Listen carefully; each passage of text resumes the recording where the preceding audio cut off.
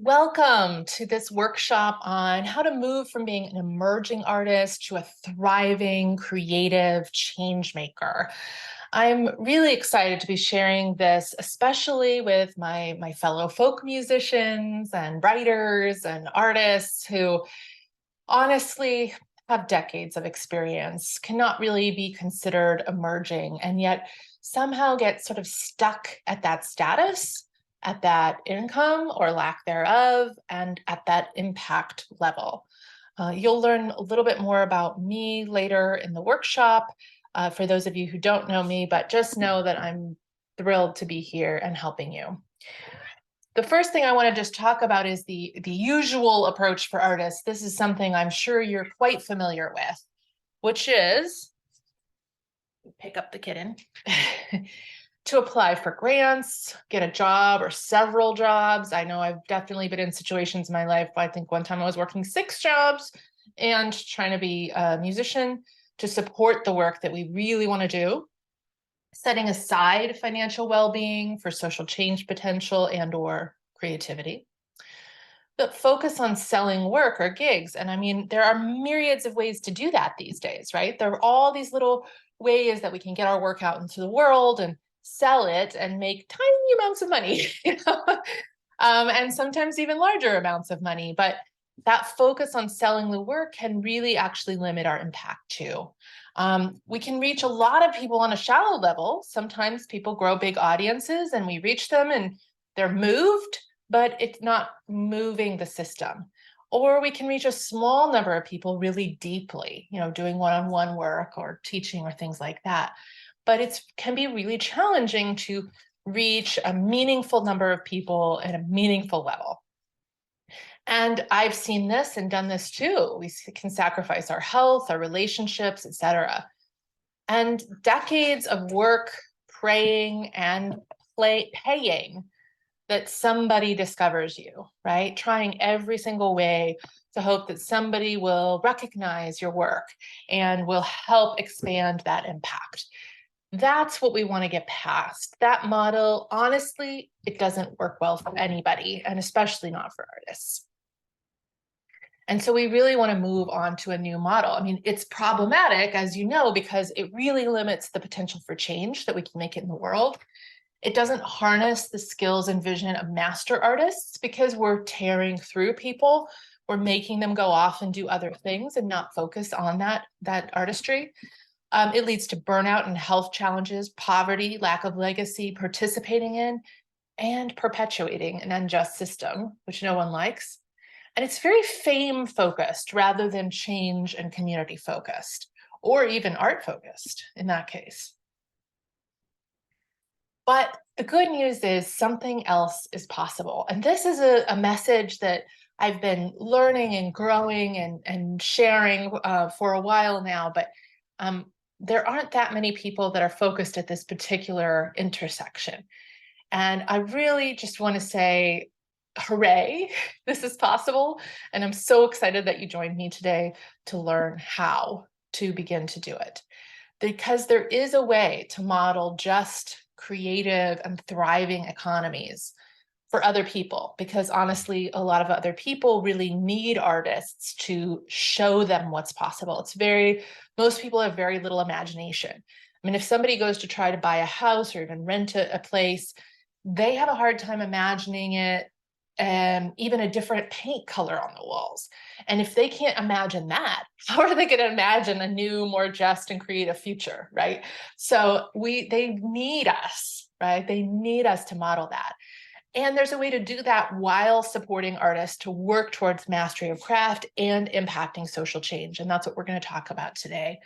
And to amplify that impact and longevity of change. We're not talking about one-off projects or short-term residencies or things like that. We're really looking at how can this happen for the long term. So how do we create this? Well, we're really looking at an intersection, right?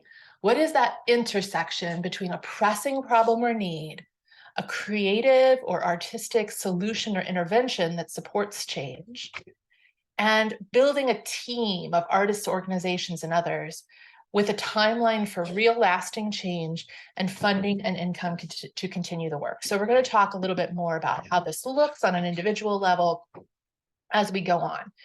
But I'm going to pause this for just a second and let these crazy kittens out. Oops. There we go. Okay, hold on, please.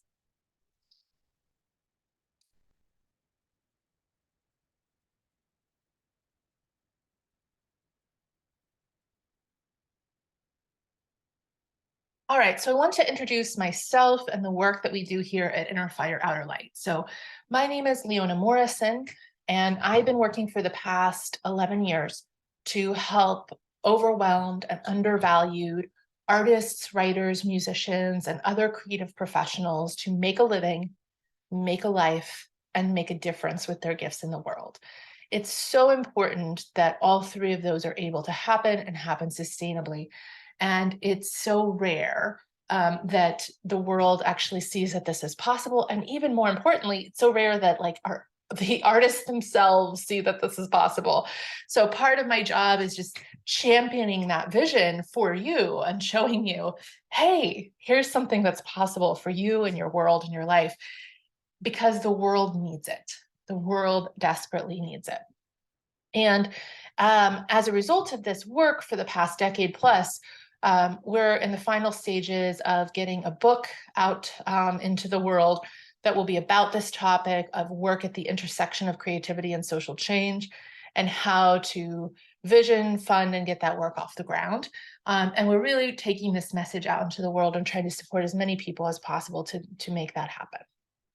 So that's a little bit more about us in the organization and the work I do now. My story previously is I actually started way back in high school and in college, being really involved in social justice efforts. And my college degree is actually a double major in peace and global studies, which is kind of the history of social movements, and art.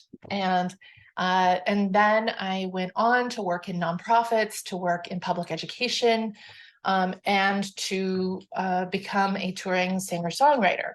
And I did that for many years, but really found that for myself, I needed something that was more sustainable energetically, health-wise, in terms of my location, et cetera. And so I really needed something that brought together my skill sets in facilitation, education, creativity, et cetera. And so when I started working with creatives 11 years ago, I was really helping people finish creative projects. And then I discovered very quickly that one of the main things that was keeping professional level creatives from finishing their projects was how they earned their income. That it was often scattered and demanding and didn't really allow for that. And so I went back and got training as a coach to really support creatives in earning differently.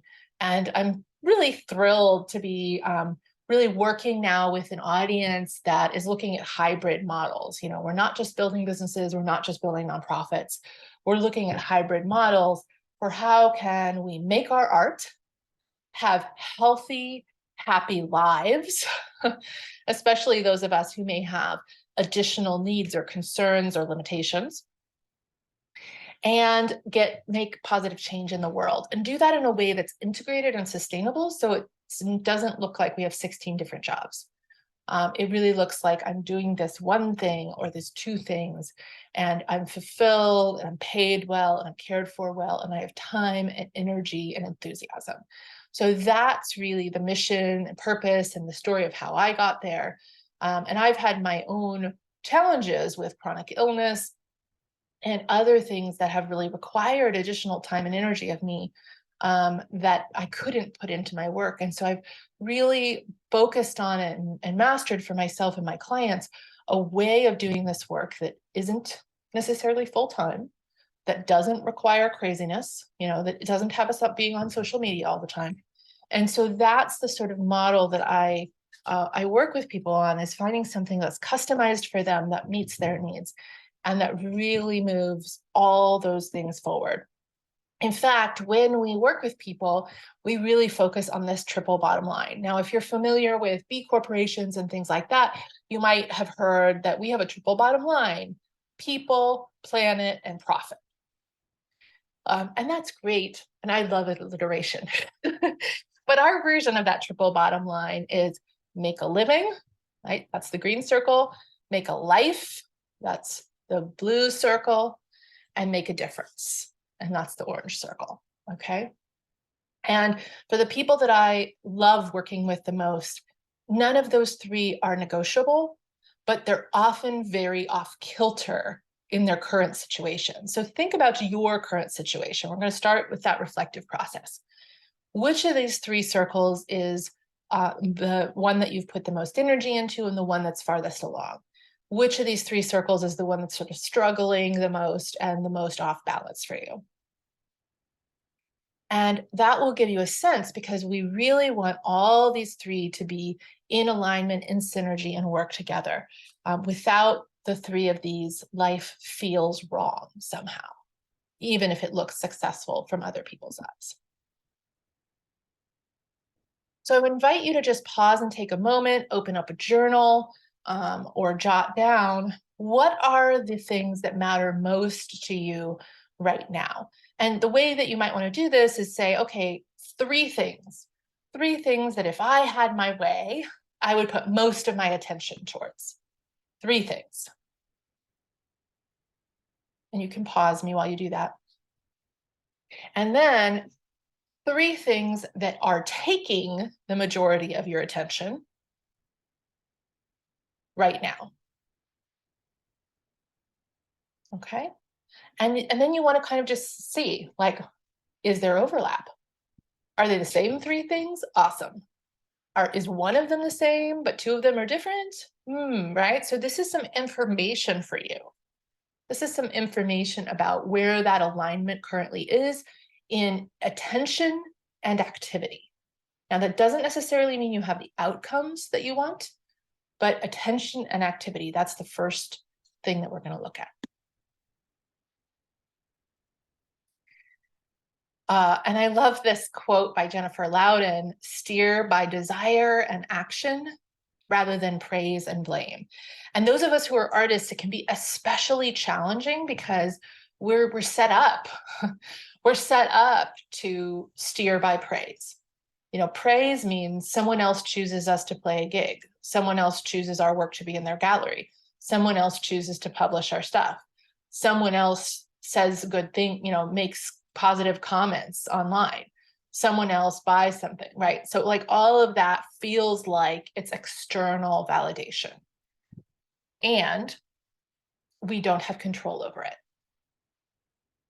And so it can lead to a very frustrating cycle of approve of me, praise me, approve of me, praise me, approve of me, praise me, where we begin to just go into a cycle of people pleasing, which is deeply unsatisfying. And because it's out of our control, right? So we're going to circle back to what's in our control. What do you long for? And what are you going to do about that? Those are the two things, right? What do you long for? And what are you going to do about that? Desire and action. So take a moment and go ahead and pause this recording and jot down, what do you long for? And just make it an all-inclusive list. It could be everything from, you know, specific income to sort of lifestyle factors like having weekends or having vacation time or spending time with family or traveling or not traveling, right? Owning a home, you know, all those kinds of things. It could also be something like to feel satisfied by my work, to know that I'm making an impact, right? There can be internal feelings and sensations, all the things, right? To have time to exercise, all the things, put all the things on the list, okay? And, you know, this list could go on for quite a while, so like, don't take more than 5 minutes, but go ahead and dot down everything you can in that amount of time. And once you've done that, come on back to us. So then the next thing you want to do is really, we're going to take that desire thing and we're going to find this intersection. right? This intersection. Frederick Buechner has this great quote: the vocation for you is the one in which your deep gladness and the world's deep need meet. There's a couple of different ways he says it. Some of them are more religious than others. So I might have adapted this a little bit, but basically, here's the thing. If you think about it, the world's deep need is an ocean. It's big. There's lots of need in the world. But your deep gladness, there are lots of things that you might like or enjoy or be curious about because you're a creative person and we tend to be curious about lots of things. But that deep gladness or that great gladness, that's narrower, right? The things that renew you, that energize you, that give you joy, that you could do for hours, that kind of thing, right? Or the things that people come to you for because you're naturally good at it and you don't even really think about it as work. You don't charge people for it. That thing is much more narrow. And when we sort of follow that thing, you might think of it as a stream. You follow that stream down to where it meets the ocean. That little spot there where the stream meets the ocean, that's where we're called to work. And those areas, can become estuaries. They can become the richest biodiversity zones. They're very rich places to work. And so that's what we're going for here, right? So we start with desire and we start with great gladness. And we move from there down towards the deep need because there's so much of that. So let's sort of take that list, that big list that you have of desire, want, and put it in 3 categories. And you might just sort of, have little symbols for each category: income, lifestyle, and impact. And you can either just sort of mark the things on the list that are which one, or you might say like, oh, I didn't actually put anything down for income. Let me think about that for a minute. Honestly, most creatives, when I really have to push you all, me all do, to say, okay, actually give me a number. No, really, that number's too low. Grown-up people need, generally speaking, grown-up people need to earn at least $5,000 a month. And if you live somewhere expensive, it might be more like 10. So really thinking like, what is it that you want? And then when you look at those other things that you want that aren't income related, some of them require money to do, right? And so then you might think, oh, right, like if I want to go on an international vacation each year, then that's going to require money. So maybe I need $3,000 a year or something for that. Or, I want to not have to worry about, I want to have great health insurance. That might require money. So let me think about that. So that income may shift from a sort of magic made up number when you start to look at the lifestyle and impact desires that you have. And then you can start to put some dollar numbers on those, and you can start to realize what it costs for you to do your work, et cetera. And these can start to come into a little bit of order, right? We're just sort of sorting them a little bit. Okay. And then take a moment once you've done that, once you've sorted that, you have kind of this little list here to go, why does that matter to me? Why is that important? And this isn't a question we often ask. We're just like, oh, okay, this is what I want. But asking this question is going to help you. And here's why. It's going to help you suss out what is yours and what is somebody else's, first thing, right? Because sometimes things get on our list because someone told us along the way that we should want that, or we should need that, or we should whatever. And so you want to shuffle most of those things off that list, right? Like, oh, actually, it's not really important to me. Okay, cross that off. That's relief, right? Or, right? Asking that question kind of helps us dig in a little bit. Why is that important? That keeps coming up for me. I wonder why that's important to me. And if you just crossed off every single income related goal because you're like, oh, well, that's not important to me, I want you to really question that. That's a belief coming into play that either you don't deserve income or that somehow wanting income is going to get in the way of your art or your justice work. And I really want you to question that, because there is actually this thing called basic stability, having your needs met, that allows you to have the freedom to do significant work in the world. Whereas when you are struggling to have your needs met, whether those are physical needs or housing needs or emotional needs or health needs or relationship needs, whatever, if you're struggling to have your needs met, that takes all your attention. When I was broke, and to be totally honest, I had a safety net of privilege behind me. But even with that, I spent an enormous amount of time thinking about how much money was in my bank account. Every time I went and bought something, I mentally subtracted it from my bank account because I knew what that balance was at all times. I spent a lot of energy thinking about money when I didn't have money. So maybe the income number for you becomes important because, good Lord, you'd like to stop thinking about money all the time. And you'd like to start focusing on your work or on what matters to you or your family or whatever. So that's what we do when we ask ourselves this question, is really dig into that. Now, as you go through this process, something's going to happen. Little voices are going to pop up and they're going to say, yes, but, or who are you to be doing this? Or this is a waste of time, right? They're going to say various things. These are called challenges. And I want to invite you to just keep a list of them alongside, just actually take out a piece of paper and create a separate list of these challenges and keep that list throughout this workshop. Because challenges are information, right? They're teachers. They're emotions. Sometimes they're just representing emotions. Ooh, that's scary. Ooh, that's unknown. Ooh, that seems mysterious.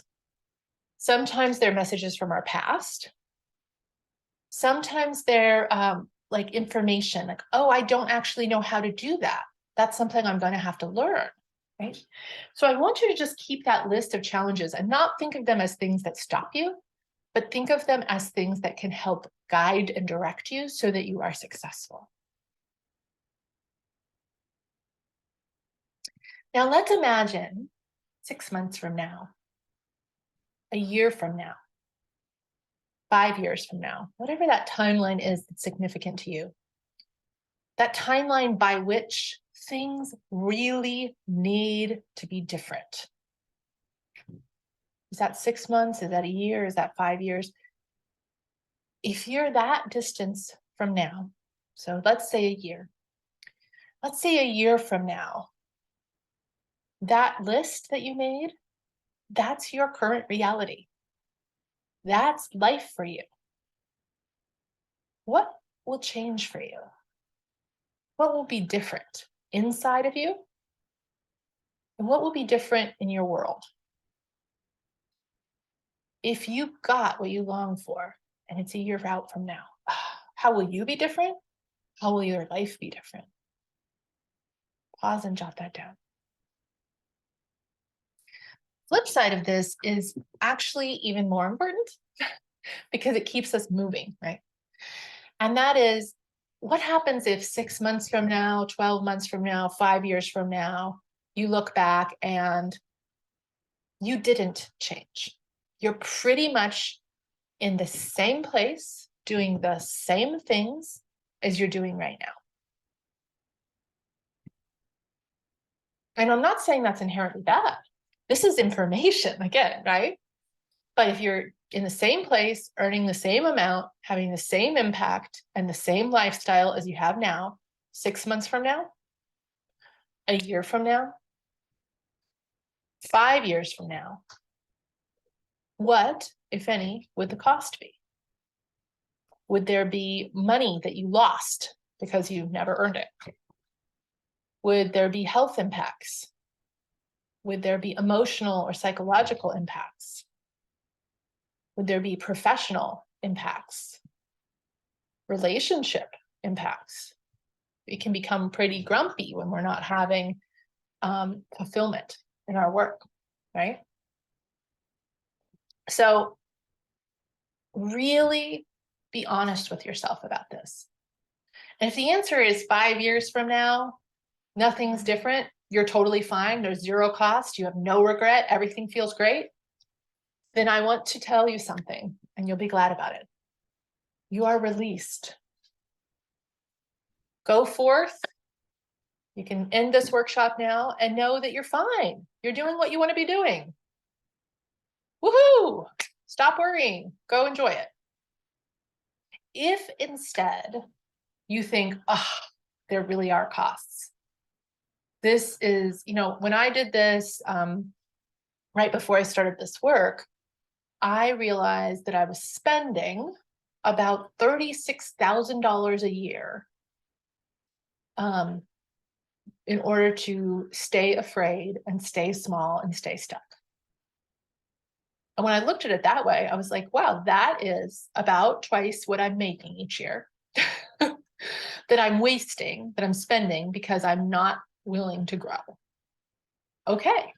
And that really helped me take a big leap and push to grow in the ways that I wanted to grow. And my whole life changed thereafter in amazing and stabilizing ways. I'm so grateful for that push.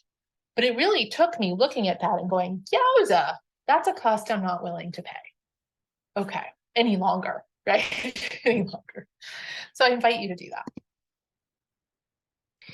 So now let's sort of talk about how. How do we do that? Okay. The first stage is shifting your mind. Now, there were so many people who talk about mindset and belief and shifting your mind. And I'm going to talk about it too, but in a different way than you've probably heard. Because the thing is this: belief changes when behavior changes. We don't typically, it's very rare, let's put it this way, it's very, very rare for us to actually be able to change our beliefs and then go change our behavior. It's usually the other way around. We act our way into belief. That said, there are a few things that you need to at least consider might be possible, maybe even just for other people, in order to start behaving differently. And that's the shift in mind that we're talking about here. So the first shift is seeing yourself as a thriving, creative change maker. And I don't know where my image went. Oh, there it is. Seeing yourself as a thriving, creative change maker, rather than an emerging artist or struggling artist or anything else. One of the amazing things about creatives is that we often have to see ourselves as a writer, as a musician, as an artist, etc., before we have any external validation and proof to that. Nobody goes out into the world and says, I'm an accountant, when they're 18 or 16 or 27, unless they have a job as an accountant that somebody else gave them. Right? So we're very unusual in that we have to claim our identity before we have proof. Well, this is a moment where you get to use that skill that you already have and say, oh, you know what? I'm not a struggling artist anymore. I'm not an emergent artist anymore. I am a thriving, creative change maker. And just sort of try that on. And there's going to be parts of you that go, no, you're not. Okay? That's okay. What I want you to notice is, are there other people in the world who are thriving, creative change makers? Are they 9,000 times smarter than you? I'm guessing not. Right? If other people can do it, and frankly, you're just as smart and probably more experienced or talented or whatever than them, then you can too. And that's all we want to do here, right? I'm not actually asking you to have a new belief. I'm asking you to make a statement and just explore the option that it might be possible that this could be you going forward. That's it. Okay. So Bridget Boyle's an amazing musician who I worked with and a number of years ago and was able to help her branch off a new part of her career. So she has this incredible background in Eastern European song, as well as being a singer-songwriter in the folk tradition and all this very cool stuff. And she now is able to guide other people in not only singing, but in sort of gaining their voice and in so many other ways. This has really launched a whole, this was the start of something that has grown quite a bit. And Bridget has a new album out. I would absolutely suggest that you go check it out. So it's really important to be able to see yourself as something more, you know. And when Bridget and I first started talking together, she was really focused on how can I just play more music? You know, I want to play more music. I want to do more solo shows, etc. And we worked on that. We did. And she was able to do that more. And we built something that she could wrap her arms around and have a little control over as well. And that has really been significant in the impact that she's been able to make and the income that she's been able to make too. So when we're talking about mindset, it's really like laying the groundwork for a building, right? So acting your way into belief, we're going to talk about that, you know. And then there's some various different things that I want you to just ponder at this point. What will I let go of? Right? What will I embrace? What support will I need? What skills will I need to develop? What structure will make this possible? Because buildings, you know, we don't just like throw a lot of materials in a pile and say, yay, it's a building, right? They need structure. They need framing. They need this, they need that, right? And then how are my ideas evolving as I move, as I act my way into belief? So these are the kind of factors I want you to keep in mind as we move forward here. Come on. My slides are being slow.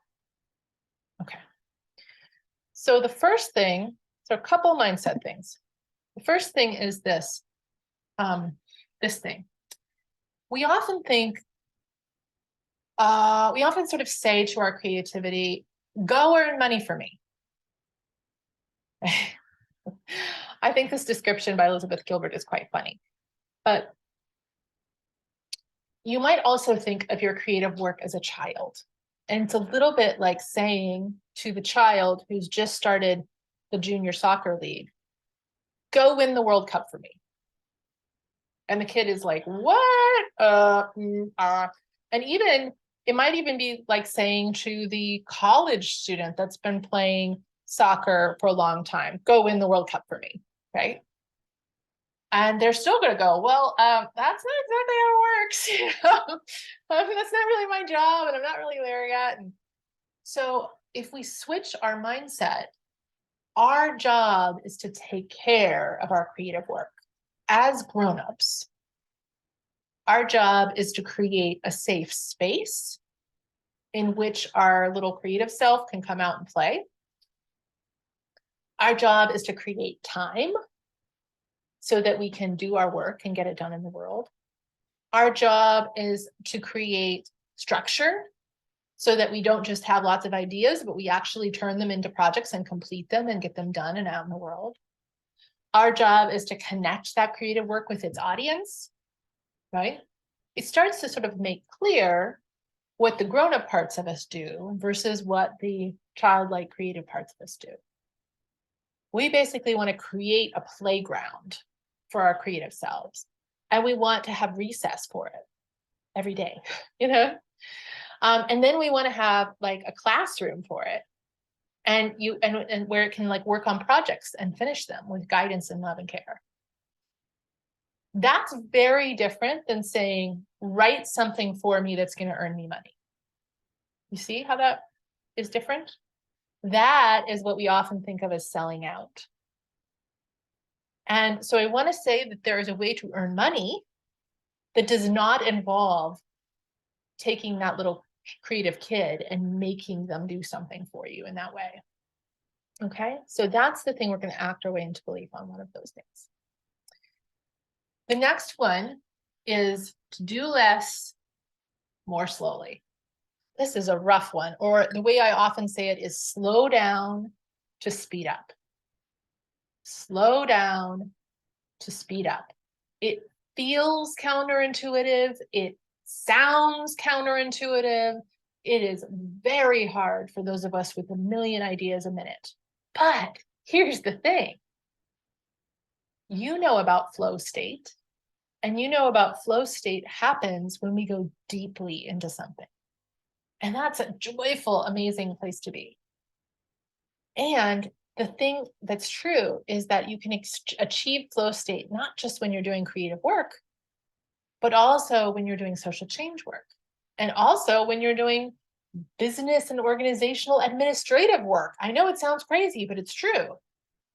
But it can only happen if we slow down and we don't rush around frantically throwing spaghetti at the wall, trying to hope that something will stick. Right? That is incredibly inefficient. It is a way to waste a lot of energy and exhaust ourselves without having the outcomes we want. And we're about outcomes as well as income, right?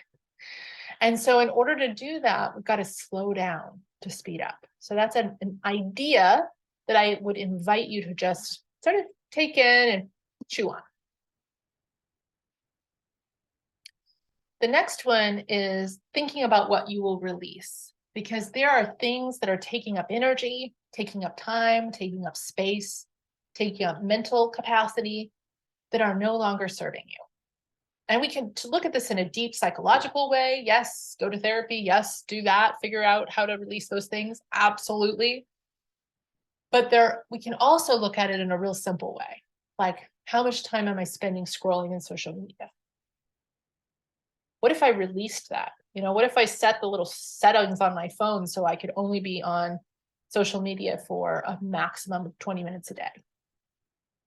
How much time and energy would that release? How much negative comparison could I let go of, etc. Right? So I want you to investigate that for yourself. Another idea I want to introduce you to is this concept of starting from enough, because when I work with people, I'm basically opposed to the general idea in the world that you need to do more. Work harder, work harder, work more. In fact, a lot of people that I talk to, when I ask them how much they need to earn, they say more. And I think that is not a number one. And that is never achievable. That is putting yourself on a hamster wheel and saying, run harder and harder and harder and harder. And you're never going to get there because there will always be more. But if you set a number, even if it seems really high to you right now, then you can reach it and you can be done. Oh, imagine that. And so this concept of starting from enough is you are enough, you do enough, and you have enough. Now, that doesn't necessarily mean you don't need to do different things. Absolutely, you do need to do different things. I can already tell you, you're at this workshop, you need to do different things. But you don't need to do more things, right? So we're going to be shedding some of the things that are not so useful and picking up ones that are.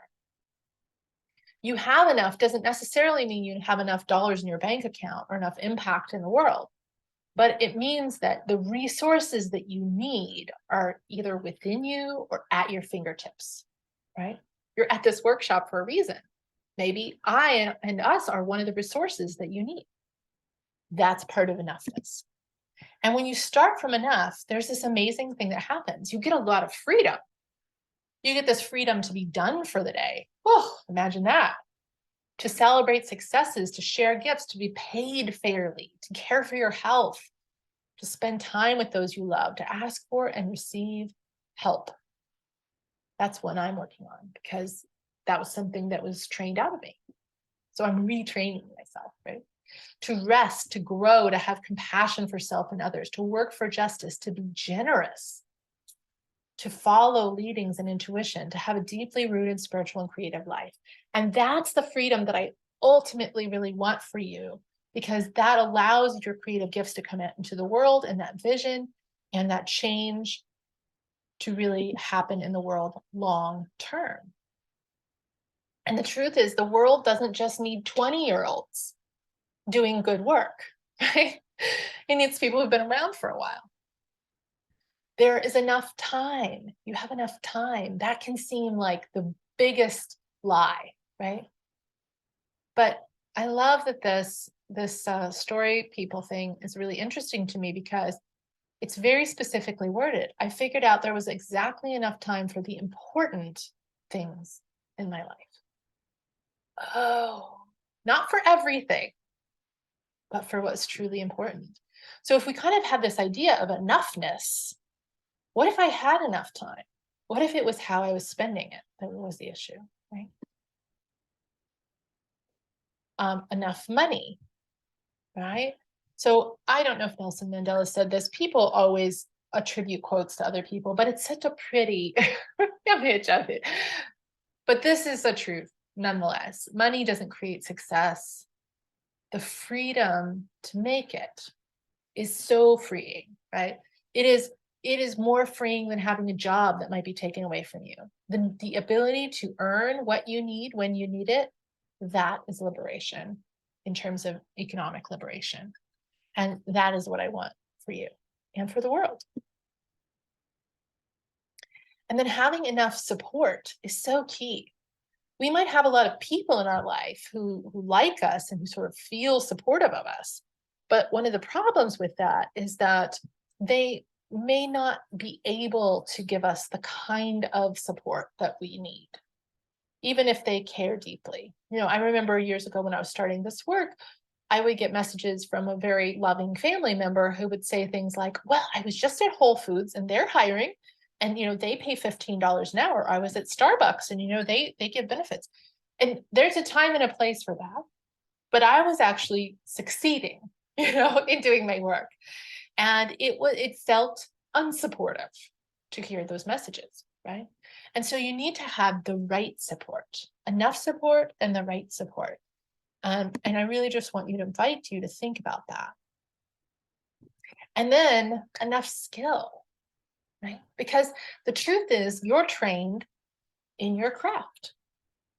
And I bet that you keep working on that craft to improve it. Awesome. Bravo.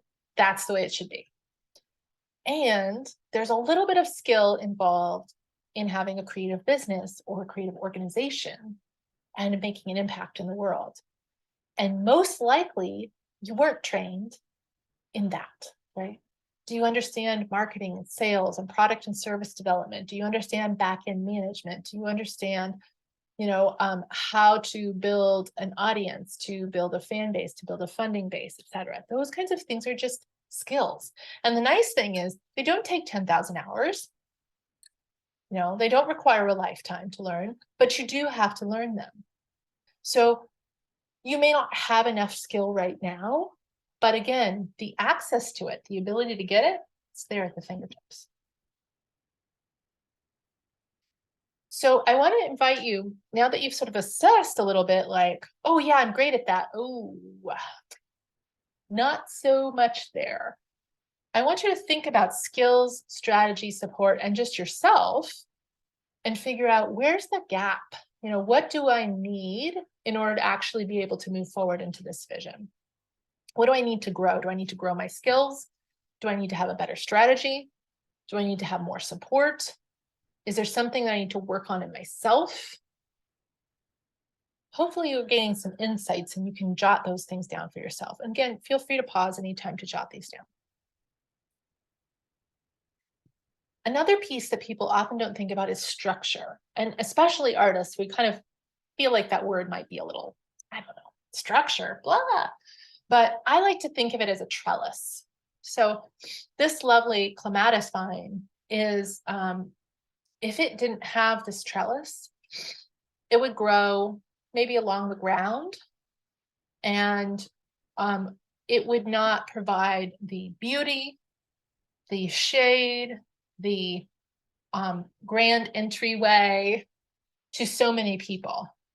It might get trodden upon, it wouldn't be seen, etc. Having a structure like a trellis where our gifts and our strengths and everything can kind of grow on and turn into something magnificent, that is so freeing, actually, for our creativity. And it can make the impact much better. So this is Steve Yulberg, who's an amazing musician in the folk tradition, teacher, and plays all kinds of cool instruments, and has been a music teacher for a long time. But again, his structure, his model, was taking so much time and energy that he wasn't able to work on other things. And so we worked together to just really streamline things and make it simpler. And then he's able to get back in that flow and enjoy the process, as well as earning and things. So before we go on to the second half of all of this, which we're going to really look at model and changing your model, and how do you get to a model where you can be a thriving creative change maker. So we've sort of talked about the internal stuff. Now we're going to talk about the external stuff. But before we do that, I know this can all feel a little bit like, okay, I'm enough, but I don't feel like enough. I'm a little overwhelmed. There's a lot to take in here. You're breezing right through it. I want you to know that you have a choice. You can continue to go it alone or with the resources that you currently have, or you can join our community. And we would love to have you. We would love to be the support structure, etc., for you. Nancy Stillman is an amazing author, teacher, and musician. And when we work together, we've worked together over a number of years. So when we first worked together, Nancy had the sort of life that looked really successful from the outside, but felt pretty chaotic and terrifying from the inside, because she had published, she was teaching, and she was struggling financially. It was really quite challenging. And so she just needed more money. That was like the basic thing. And so we worked on how to do that.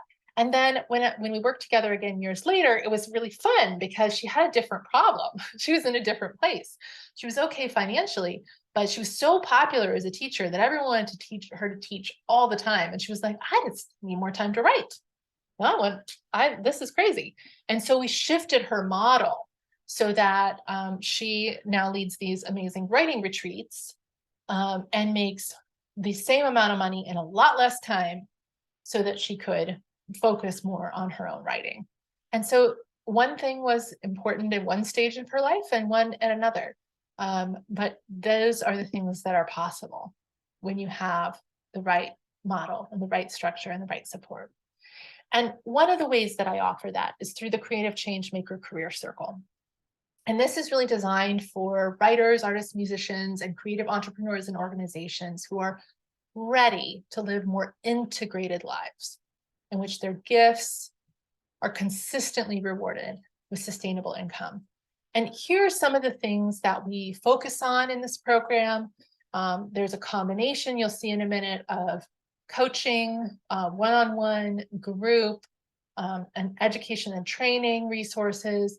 And so we're growing your skills, you're growing your community, you're growing your resources, and you're really growing what it is that you're doing. So people come into this circle when they have been an independent artist and they're ready to sort of move more into that thriving creative change maker status.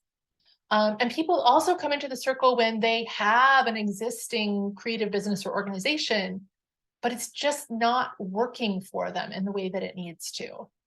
It's not earning in the way it needs to. It's not sustainable. It's taking too much time, etc. And so whatever stage you're at, this is a really great container to move you to the next level. So Meg came to me when she was coming out of an MFA program and had a kind of a baby business.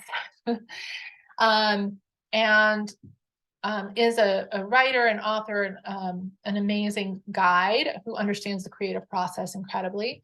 And we were able in just a few months, because she had incredible needs, she was clear, like, I need to start earning, I need to start earning now.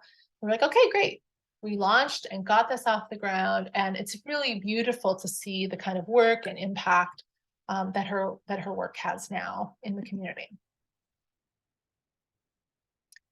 So mentors, guides, and community are such an important aspect. So much of the work we do is alone and isolating. And so I really believe we make the beloved community by being the beloved community. And that is really what we try to do together.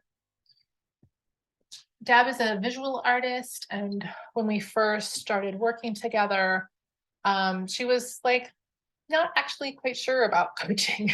She was like, yeah, maybe, I don't know. But, she does incredible social justice art and environmental sustainability work, but she just wasn't earning, and she's having to have all these other jobs that were taking her attention away from that. And now she's been doing this amazing work where she is really filling a gap of knowledge about the biodiversity of her region. She's been working with a number of nonprofits. She's earning really well from her art. She's brought this interesting sustainability and art-based educational program it's very cool to see how she's grown and developed, and the impact that she's making in the community, and the fact that she gets to do her art all the time now is very cool. So the way that this particular program works, the Creative Changemaker Career Circle, is that it's delivered over 10 months. And because that is a container that allows you to actually get to those outcomes. So you have support all the way through the time where you get to outcomes. And we've got group coaching and Q&A calls. We've got creative co-working sessions. We've got private coaching for you. There are two versions of the program. One has monthly private coaching, and one has just a couple of sessions throughout the program. We offer these quarterly half-day workshops where we deep dive into specific topics. We've got the skills training, email support, online community, and the simple self-care circle, which really helps you build that foundation on which you can actually have that well-balanced life. So it's a really comprehensive structure and model that I've developed over the last 10 years, and it works. It works for people. So Giovanni Washington, amazing, amazing human, doing this a very incredible healing work for the Black community now. Black creative goddess, it's cool stuff. But in any case, when we were working together, one of the issues was just, I need more people. I need to be able to serve more people, and I need to do it in a way that's financially viable. Now, Giovanni lives in an expensive place in LA. So that was really important to be able to actually get off the ground with money and actually serve and have people excited to pay that in order to fund the rest of the work. Now Giovanni has various oracle decks and other kinds of cool things, but those couldn't come about until there was this foundation of support for her and her family. And that's what we were able to create together. So I really invite you to join us. And the way to know whether this is a fit for you or whether something else that we offer is a fit for you is to claim your Creative Changemaker personalized next steps assessment. And so I am going to be sending you an email if you've signed up for this workshop that has a link to schedule that call. I have a few spots opened up on my calendar, and you and I will talk, and we'll talk through and determine your next steps. Okay, so that's my gift to you. So now let's talk about this shifting your model thing, because this is really how we kind of get from point A to point B. This is how we move forward and get you into this new place. So this has us moving from thinking of yourself as a thriving creative change maker to creating, working, and earning as a thriving creative change maker, right? Creating, working, and earning in that way.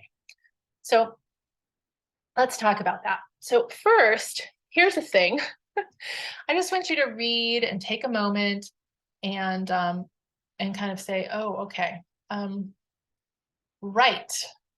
I forget I mean, we all forget as creatives what people are actually paying for. Right? We forget what people are paying for. And we forget our own value, and we forget all that we've invested to get where we are. So take a moment to reflect on that.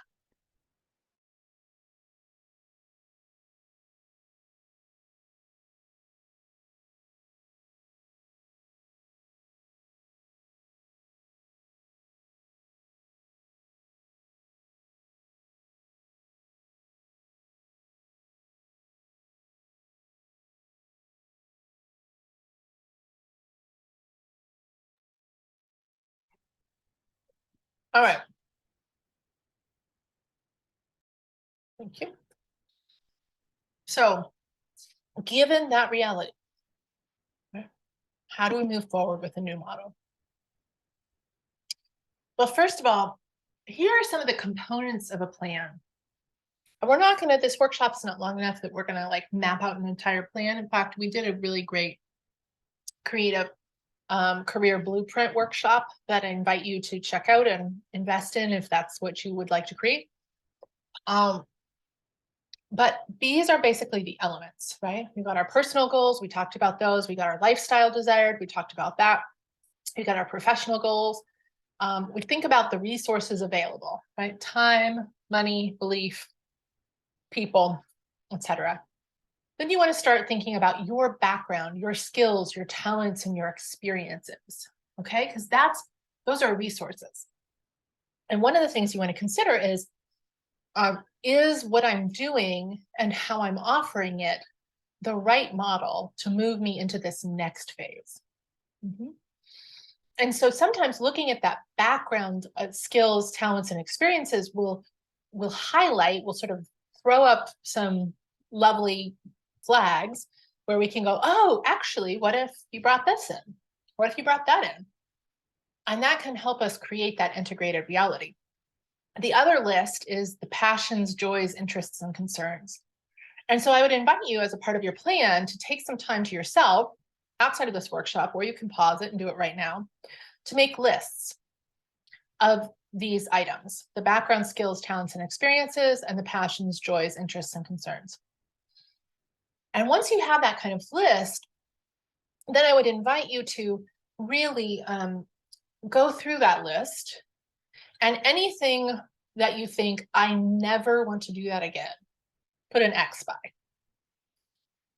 Anything that gives you joy or energy, or it's easy for you, it's fun, put a star or a heart by. And that's going to give you some information moving forward. Okay. The other thing is this audience or problem. Is there a problem in the world that you're interested in being a part of solving? Or is there a particular group of people that you have an affinity for? Either because you are one, or you were one, or someone close to you is one. That's important information as well. And then we want to sort of look at that intersection, right? What's the intersection between these last 4 bullet points? What's the intersection between those lists you made, the audience or problem, and we put those together and go, okay, that's where we have our intersection for income, right? Because essentially we're going back to that Frederick Buechner quote, right? What is my great gladness, and where does it meet the world's deep need? That intersection, that's where we work. It's also where there's great potential for income. I know this sounds strange, especially for people who are sort of thinking in the nonprofit context, but anytime there's a need and a passion and a gladness and some enthusiasm to help address that need, there's money. It may not be coming from where you think it's coming from, but there's money available. Okay. And at that intersection, you're going to need these elements, right? Because these are the elements of a creative livelihood. They're also the elements of a successful creative nonprofit, et cetera. So really thinking about, this is a checklist. If you already have something up and running, or if you're thinking about something new, I want you to kind of go through this checklist and kind of say, where am I? What do I need to work on the most? What do I need to work on the least, right? Do I have a clear message to a specific audience with an urgent need or longing? That's really three parts, right? Do I have a clear message? That is, if I say to someone, this is what I do, to a specific audience with an urgent need or longing, are they going to say, oh my goodness, that's me, I need that? Or, oh, that's not me, but my cousin, Jerry really needs that. I need to connect you. That's a clear message to a specific audience. And it's about an urgent need or longing, right? Because if it's something that they're like, oh, that's sort of interesting, maybe someday I'll listen to a podcast about that. That is not an urgent need or longing, right? But if they're like, oh my gosh, I have been staying up awake at night about that, or this is really troubling to me, or I need to deal with this and I've been trying to figure out how, that's an urgent need or longing. Those are the people that are going to raise their hands and say, yes, I will commit. I will commit time, money, belief, whatever, in order to move forward. Okay, so check how well you are in that one. The second one is an impactful, sustainable offering.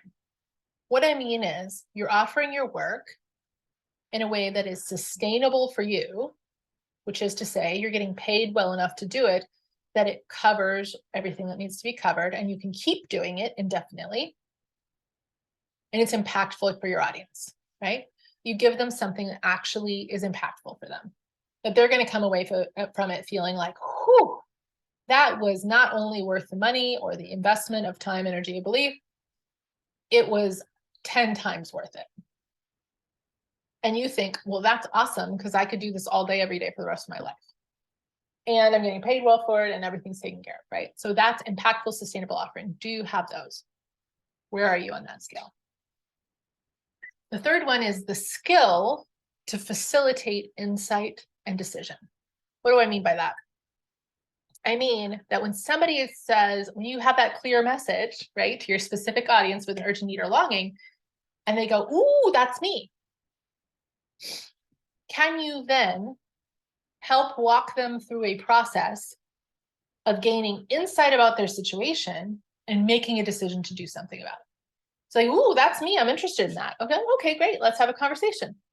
So you have a conversation, and through the course of the conversation, they go, oh my gosh, that is true. Yowza, I did not realize this was such a big issue. Or, oh, you really understand this way better than I do. Oh my goodness, this is amazing. And I am no longer going to sit on the sidelines. I'm going to actually do something about this. And typically, the way they want to do something about that is say, how can I engage with your work? You have now helped guide me through this process of gaining insight and making a decision. You're clearly a useful guide for me. And this happens with products, services, programs, classes, all kinds of things. It doesn't really matter what you're offering. This skill to facilitate insight and decision is vital. Where are you with that skill? Outreach plan of action, right? You got to get that clear message to the specific audience with an urgent need or longing. You got to get it out there. You got to find those people. You got to connect with them, right? That's what your little creative kiddo needs. That's how one of the ways we take care of it is connect your creative work with its audience. That's your outreach plan of action. And that efficient, sustainable operation in life, right? Do you have, is money being collected regularly? Is it going where it needs to go? Are people being paid? Are you being paid? Are systems and structures in place so that things happen the way they need to happen? And does that mean that you have time for your life and can do that in your life? Okay. So check where you are in each of these, because this can really point to, something about my model is off, or something about my skills needs development.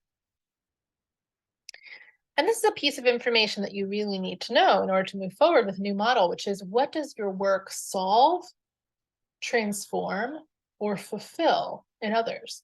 And especially if you've been in the sort of artist realm, it can be really tempting to be like, well, I mean, I make music and it touches people's hearts. Great.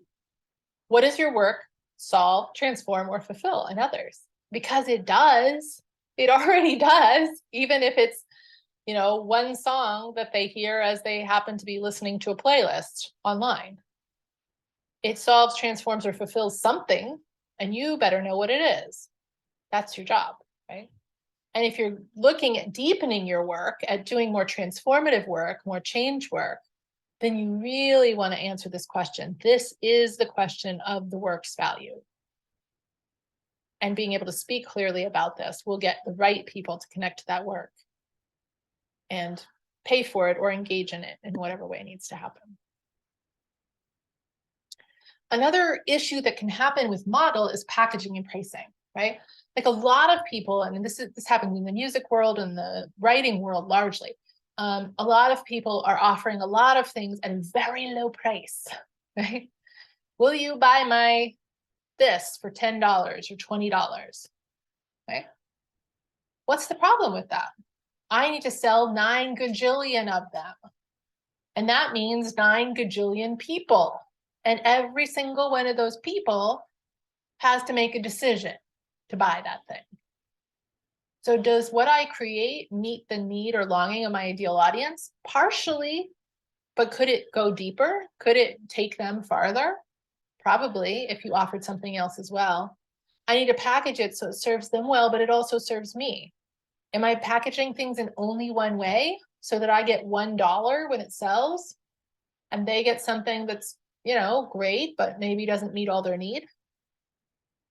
And I need to price it so that they get the best outcomes and I'm sustained, right? So if your packaging and pricing is not answering these 3 things, then either it's not done yet, basically, or you need to shift your model, or both sometimes. It's good to have a variety. It's good to have some things on that low intro end and have other things at a different end. That tends to be more balanced and stable and serve your audience better. The key to sustainability is really strategy. And strategy is how we move from one model, which might be gigging, selling merch, streaming services, and maybe Patreon if we're really, focused, to a model that actually works better for us. And that model is not going to be the same for everyone because it really depends on who you are and what your goals are, et cetera. And so that's what we're starting to look at is, what do I need? Where am I now? And how do I sort of put those things together in a strategy? And that's what we can do in your next steps call. And when you're valuing your work, when you're looking at this model, you need to be valuing your work. And there are a couple of elements to that, right? We need to separate ourselves from the work. Very important psychologically. What is the work up to in the world? How can I be of service to that? And then we need to look at, how can I do my best work, be my best self, live my best life, and provide the most powerful transformation sustainably for as long as I'd like to. Not forever necessarily, but for as long as I want to. And that model that we create needs to meet all those needs, right? It needs to meet all those needs. Otherwise, it's not a successful model. So if your current model is not allowing for these things, that's why it hurts. That's why it feels wrong. That's why you've got that sort of ache of, this isn't quite working. Or this really isn't working, whatever end of the spectrum you're on. That's why you're here, in other words.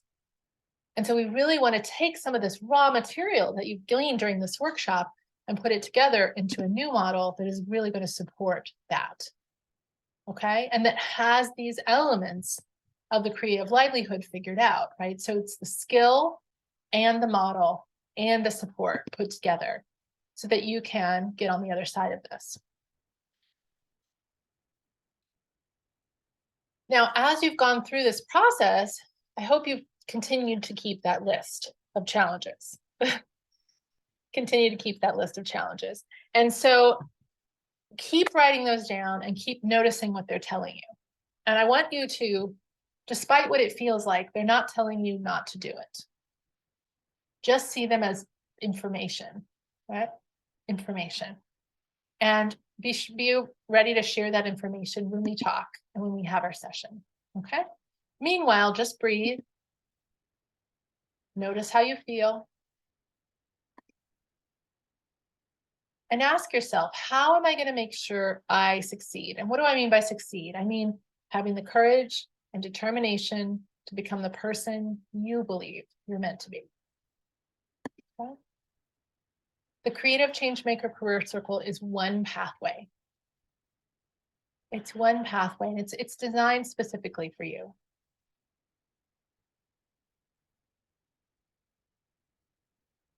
And getting that Creative Changemaker personalized next steps assessment, getting on my calendar with a link that I'm going to send you in your email. That is a great pathway to decide, is the circle right for me? Is there something else? What are my best next steps? Because you have enough, you do enough, and you are enough.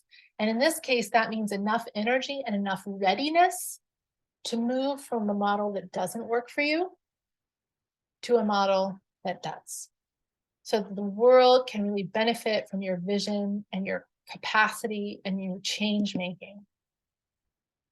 So take a moment and jot down to yourself, what will you do this week? You can reach out to me by email, leona@innerfireouterlight.com. If you don't get that link to get on my calendar, let me know. Ask for it. We'll get you taken care of. That's a thing to do this week. Are there other things that you need to do this week? Jot those down. Pause and jot those down. We're here to help you thrive. So go on the website, claim your gift, be in touch, ask for what you need.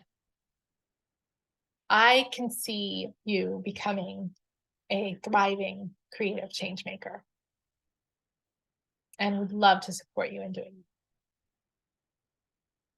Have a great day. Thank you for joining us in our workshop. And we look forward to talking to you very soon.